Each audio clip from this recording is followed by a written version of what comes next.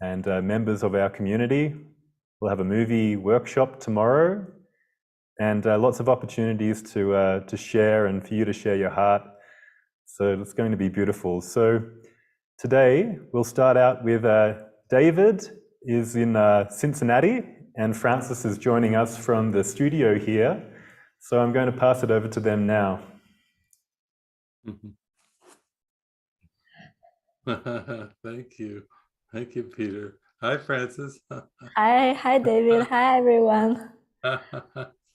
Oh, so beautiful to be with you every month like this. And yeah, we're just so touched, and we're in our tabula rasa state of mind, but as Jesus says, the course is about learning the principle of the miracle and then transferring it to the specifics of your daily life. So we love to be practical. And so Francis is in the studio. I'm up here, just arrived in Cincinnati, and we've just been looking at some of your questions and prayers. And so how do you feel today, Francis? Are you ready for Tabula Rasa weekend? Yeah, I am. I feel so, just also very grateful and relaxed, because I always know that it seems like we're here using words to articulate something, but truly we are just here so relaxed to allow the Spirit to orchestrate everything, and to be able to be in this place to watch that everything is absolutely given by the Spirit for healing. And that is truly the state and the position we are stepping into, and how relaxing that feels like. Coming here this morning, I was reading all your questions with David together, and just feel like, yeah, Spirit is pointing the directions through your prayers, your questions. It's like a tapestry that everybody is putting a stroke of color there. And then we just get to really allow ourselves to step back and watch how the Spirit really use the prayer of the heart and the questions and the words to bring this light forward. So yeah, we're all here at your service, waiting to see what the Spirit's going to do. And Francis and I are opening it up, as Peter said, and then tonight Jason and Lisa and Eric are going to have a beautiful session. And then we have Jesus has picked a real good movie for us, a Christmassy kind of movie, relationship movie with humor. So we'll have a lot of healing and laughter coming up with our Saturday segment. And then we always try to work our way towards after everybody's heard and loved and expressed, then we try to wrap things up on Sunday with a very practical question and answer session, sometimes run a bit over time on Sunday when we're trying to answer all the written questions and all the questions that come in. So, but today we were, it's the range of questions, Francis, isn't it amazing, from those that are kind of taking their first steps and wanting to increase their faith and take good, firm first steps. And then there are others that have taken quite a few steps seemingly and are having a little bit of doubt, like, did I miss a step or did I take the wrong step? And then there are others that really have very specific issues, like forgiveness issues, grievances with people, or physical symptoms or pain that they're dealing with on a daily basis. So there's like a range of issues that we will address on this Tabula Rasa retreat, because we want to be very practical with everything, not push anything away, not avoid anything, just everybody speak what's on your heart, and we'll call on the Spirit as we always do, to really show us the way. And that's the beautiful thing. So wow, what a way to kick it off here. Yeah, and also it's the beginning of our Tabula Rasa residential mystery school, which just started 2 days ago. And we have people from different parts of the world joining us in La Casa. Welcome, and this group gonna be there. A lot of them are gonna be all the way for 6 weeks in this residential program, and yeah, and also some of you are joining us online for the very first time. So big welcome to you all to be part of this monthly coming together. Yeah. Yeah, it's very much of an international crowd. I just glanced at the participants today, and I just was looking at all the different countries that are spread around from the east and the west, and all the way from Australia, Japan, and European countries. So it's quite an honor to come together with all of you and be able to do it digitally. And then, as Francis said, we have our mystery school group there, 13 participants that have arrived from around the world as well. So we have an international in-house retreat going on, and this is very, very much of a global international retreat. And I think one question is everyone's question. One prayer is really everyone's prayer, because there's really only one of us. And that's all we're being convinced of, is that everything I perceive through my mind is my mind. I'm always looking at a motion picture of my mind. And I'm always feeling a state of mind that is for myself and for the entire world. And that's pretty huge, because Jesus is saying there is no world apart from what you think. He's telling us in lesson 132 in the workbook, and then he goes so far as to say there is no world, period. So that gives you an idea of how deep the hallucination is. First of all, if I'm seeing something that's not even there, that's a predicament. And then if I'm categorizing and judging this thing that's not even there, and I'm feeling all bent out of shape with all kinds of emotions, a rainbow of emotions about this hallucination that's not even there, then I need to start to be practical and learn to listen to guidance and be intuitive. And that's what Tabula Rasa is all about.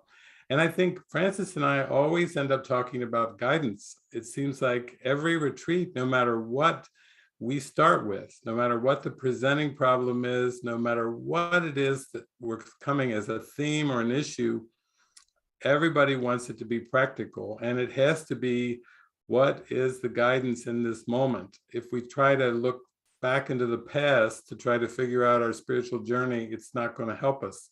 If we try to look to the future to determine what our spiritual journey or pathway would be, that's not going to help us either. We need to be present and be very, very simple and present with what is given me right now, because it's for myself and for the whole universe. So it's no small thing, this present moment.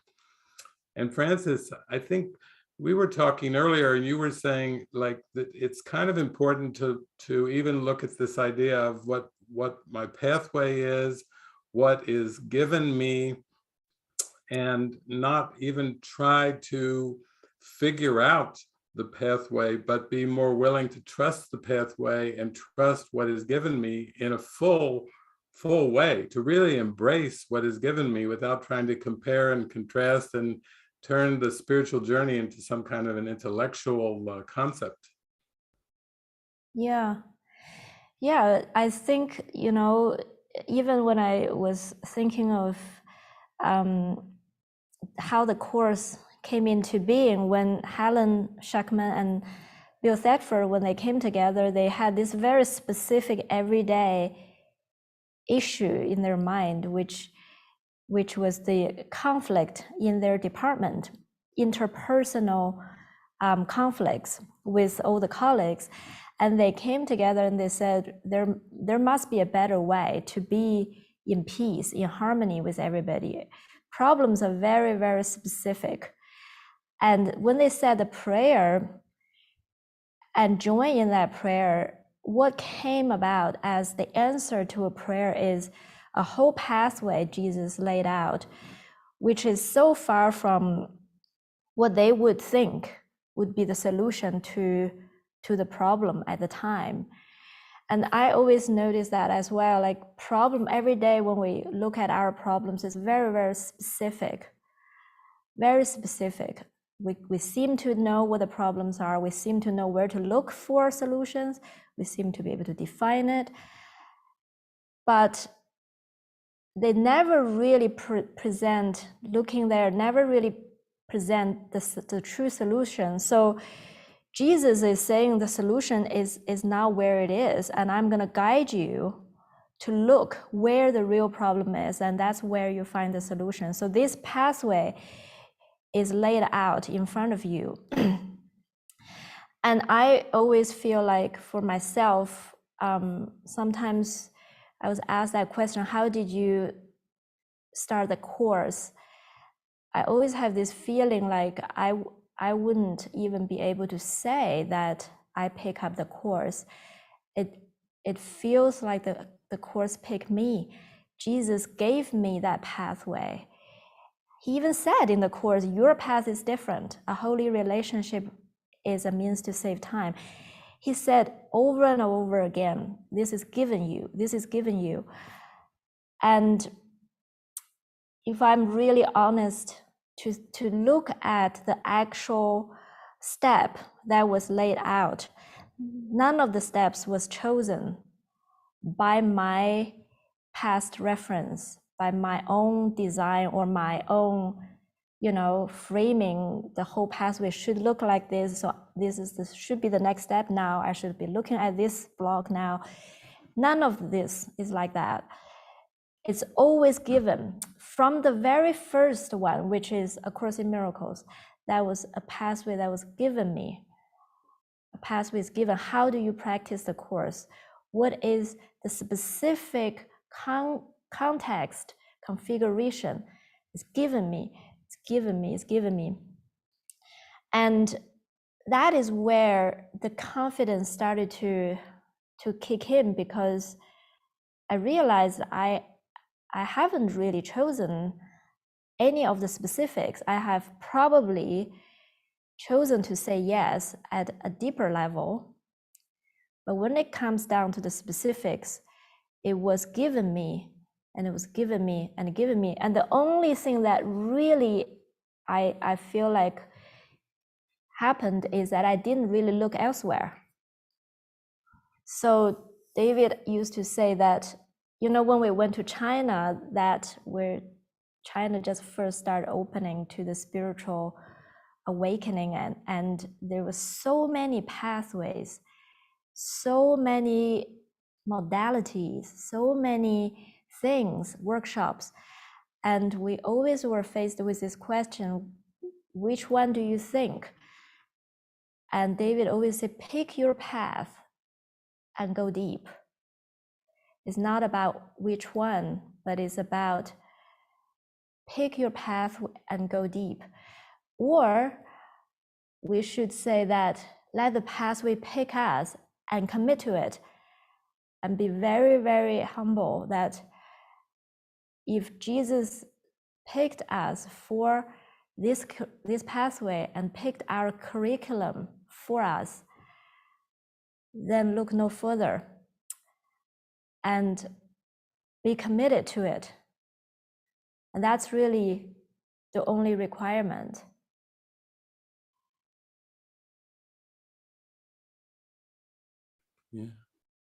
Yeah, I think that's important when you look at issues like answering the call, because in the introduction to A Course in Miracles, Jesus says free will does not mean that you can establish the curriculum.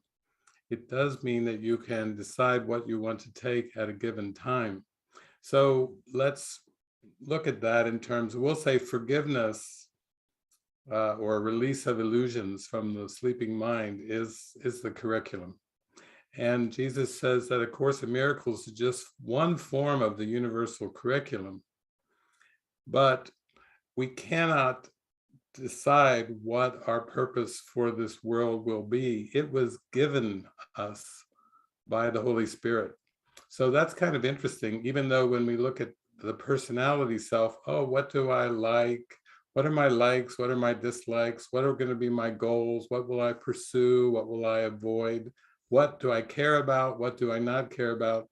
When you come to opening to know God's will for perfect happiness, you realize that you have to do that through forgiveness. Forgiveness is the gateway that leads back to the kingdom of heaven.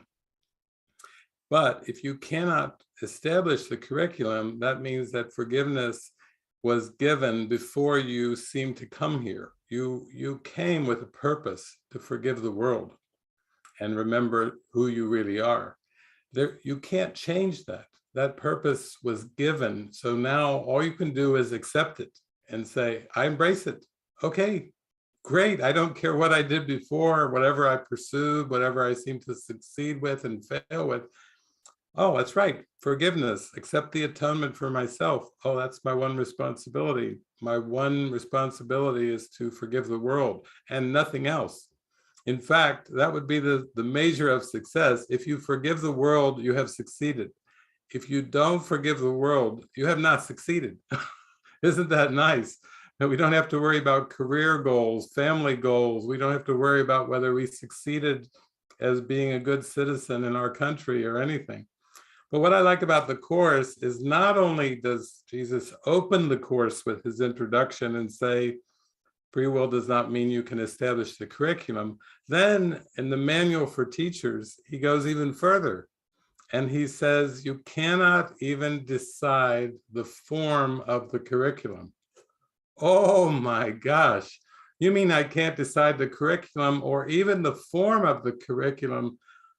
That means I don't really have to get into this issue of the spiritual smorgasbord, like I'm going grocery shopping for enlightenment and I'm going down the aisle. Let's go to frozen foods. What do I like? Let's get some frozen peas here. I'd like frozen corn. Let's get some helado, some ice cream. No. You don't go shopping for self-realization.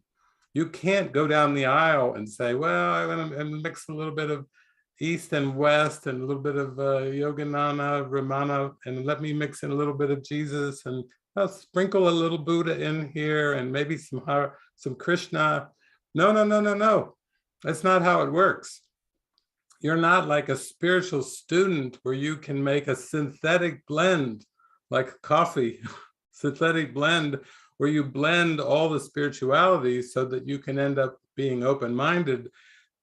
I'll tell you, it goes the other way. You have to actually let it be given you day by day, moment by moment. You have to literally embrace what unfolds for you. And what's beautiful about that is Francis was mentioning the original four. If we roll the clock back, we'll say to 1958 was the birth of baby David. 1958 was the year that Bill Thetford hired Helen Schuckman. They didn't know each other.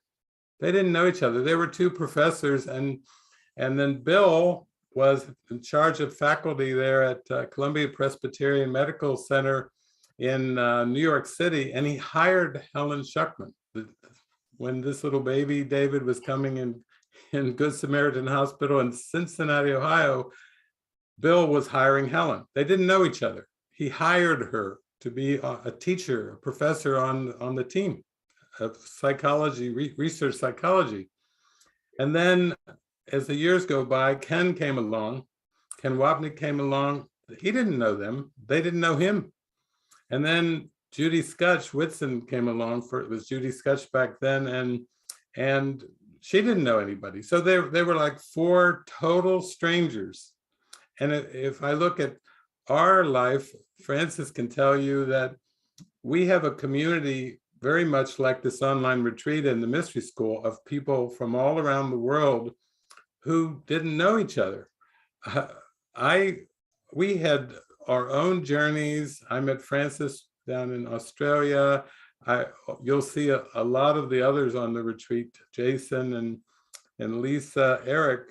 We all were journeying with this Course in Miracles pathway, and we were absolute strangers to one another. We didn't know each other. And then if you go back to the original four, when they came together to publish the course, they were told that they would receive guidance, and the guidance that they got was make the commitment first. Like, oh, no future. I'm not going to tell you anything about what your lives will be, but you have to make the commitment first. Now think of it. All four of them are teachers. Ken was very bright, but he was in education and had his doctorate. Helen, professor. Judy was a professor. Bill was a professor. And so you have four teachers that previously didn't know each other, and now they're being asked to make their commitment, a lifelong commitment to A Course in Miracles. Imagine if you rolled the clock back and you told any one of those four, you're going to meet three other people and you're going to be asked to make a lifelong commitment to this thing that's going to draw you together, and nothing, you will be asked to commit to nothing else. This is the one thing you'll be asked to commit to. And they didn't really know what they were committing to, other than it was very spiritual in nature, and they didn't really know fully what that would entail. So when somebody is opening to a spiritual calling, you have to remember that you don't get to decide the curriculum. That is forgiveness. It's already been decided for you by the Holy Spirit. And you don't even get to pick the form of the curriculum. You may think, well, wait a minute, no, I'm Jewish or I'm Hindu. Wait a minute, my family's Islamic. Don't, that's all prearranged. That was all decided before you even came here. And yet, none of that ultimately matters either, because forgiveness is the curriculum, and that is what is required. Jesus says this is a required course. Only the time you take it is voluntary. He's not saying that the book, the form of A Course in Miracles is required for everyone. What he is saying is forgiveness is required, because your whole purpose is to know who you are, and you can't know who you are until you forgive who you're not. And every concept in this world is a self-concept. It's a make-believe self-concept that God didn't create, God doesn't even know about, and that is temporary, and it's only meant to be released. There is no positive goal for this world. It's just to release it. I think of the teachings of Jesus and the Gospel of Thomas, some of you are familiar with, but the shortest teachings of Jesus from the Bible could be summarized as judge not, or the longer version, judge not lest you be judged.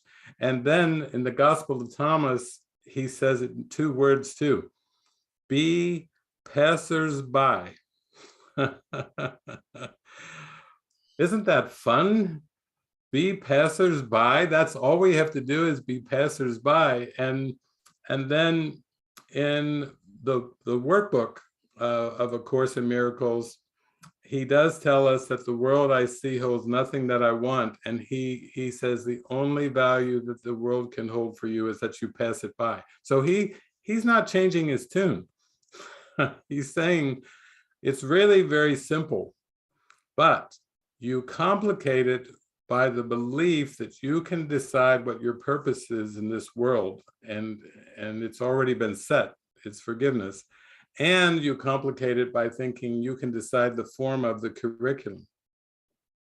Even those decisions, we call them everyday decisions, that seem to be part of a personality that gets to pick and choose every day how it's going to choose to spend its day. All of that is part of a prearranged plan.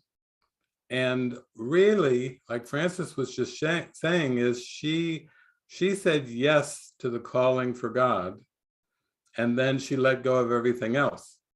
And Francis can tell you that's the greatest thing you can ever do, is when you say yes to God and say, and now you run the show, Holy Spirit, be you in charge. You decide who I'll meet. You decide where I'll go. You decide what I'll do. Miracles are involuntary. Tabula rasa state of mind is involuntary. And what that means is that you personally aren't going to be in conscious control of anything in your worldly experience. It's all going to be given you based on your yes to say, I will listen and follow. So that's the way my life's gone. Francis, that's the way her life's gone. Later on, you'll get to hear Lisa and Jason and Eric. They'll tell you the same thing. None of us had any clue that we would be used together in the way that we've been used. We've loved it, actually. We are grateful for that every day. It just shows that the Holy Spirit knows better than any person, place, or thing. None of us could have predicted that our lives would look in appearance the way they look now. We wanted to be happy. We wanted to be joyful. We wanted to feel free. We wanted to feel lighthearted. And we wanted to feel the playfulness and spontaneity and humor of the Spirit. We all wanted that. And we all had to get to a point where we would let it be given us and shown to us. So this topic is so dear to our hearts. And Francis and I were talking briefly this morning. We were just saying, isn't that really the greatest thing? Because you can't really pick the path. The path is chosen for you. It's actually part of a prearranged plan. And when you believe that you can choose your own form of the spiritual path, then you actually are believing something that's not true.